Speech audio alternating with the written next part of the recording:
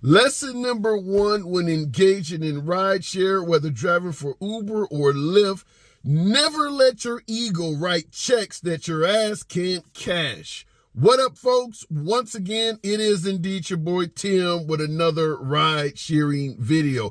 Now, this one is downright disturbing because it involves a serious injury to a minor child. Nevertheless, I'll give you the news story, and this should be obvious what you should never do as a rideshare driver.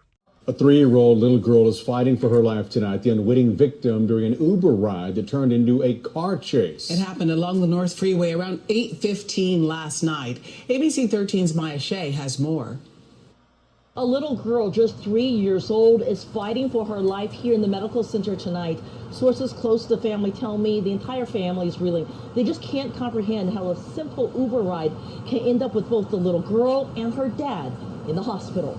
Watch this surveillance video. You'll see a white F-350 truck careening around the underpass, hitting a curb, a column, and then driving off on the access road. What you don't see in the video is that this white van that followed the truck could not make the U-turn, and it hits a traffic light control box. The 3-year-old little girl and her parents, who were Uber customers, were inside the van. The white van, it was an Uber driver who was actively working. He did have passengers in his vehicle. The passengers was a male, female, and a 3-year-old child as a family. Houston police say last night around 8:15, the F-350 driver hit the van not too far from the eventual crash location. After the initial collision, the white truck fled the scene and the white van followed the truck. Police say both sped up, crashing soon after. In a statement, Uber said in part, road safety is a critical focus for us. We have removed the driver's access to the platform while this investigation is ongoing and will assist police however we can. So far, neither the Uber driver nor the driver of the truck have been charged with anything. Houston police telling me they discussed it with the district attorney's office and they were told more investigation needs to be done before it's determined whether either one of these drivers or perhaps both may face charges. 3 years old in critical condition. This driver fucked up, period. First of all, you're involved in a hit and run. I get it. You're pissed off. Uber's $2,500 deductible kicks in. I can understand why any Uber or Lyft driver would be involved in a hit and run, and the first thing coming to their mind is, oh, hell no, you're not getting away with this. But you got a family in your vehicle at the time. You can't go off on a car chase with a family full of passengers, particularly when one is a damn toddler. Everything about what this driver did is something you should absolutely avoid doing at all costs. Letting your ego dictate how you're going to respond to a situation. And in this case, the driver basically threw it all away. Now, the story suggests at the time, because it has been updated, that no one was arrested. Apparently, the pickup truck that hit the Uber vehicle was operated by someone that apparently is drunk. It sounds like they're trying to talk about driver intoxication, but it's a hit and run. So that's a crime in itself, even if you're stark ass sober. Also, when you're looking at the Uber driver, you can't go on car chases, folks. That's what 911 is for. What are you going to do when you catch up to the driver? He is in a moving vehicle. You going to do a pit maneuver on a pickup truck? Nothing about what the driver was doing here is sensible. Get a license plate number, dial 911, give them the vehicle description. That is all the law allows you to do. You can't go Starsky and Hutch, telling you my age, but you can't go Starsky and Hutch on a Houston freeway. And the fact that a family was in the vehicle makes it ultimately worse. Now, he's involved in a hit and run, so he's pissed off his car is destroyed. You can use insurance to cover the damage to your car. I get the deductible is sky high, but that is the maximum damage you will sustain. By getting involved in a car chase that ultimately led to a car wreck, the insurance companies are not going to cover any of your shit now, because now this is your fault. Your car is wrecked. Additionally, now you have a toddler in critical condition because of your actions. He has been arrested for this. I don't know what's going to happen with the poor 3-year-old, but whatever the case may be, that's on the driver. If after the hit and run, no one in that family was injured, then anything that took place after that, from the Uber driver deciding to chase the pickup truck, that's all on the Uber driver, taking turns that his van is not capable of handling. That's what the cops say in the video. He tried to make a U-turn. He lost control, smashed into what looks like the understructure of a viaduct, and now you got injuries in your vehicle. All of that is on the Uber driver.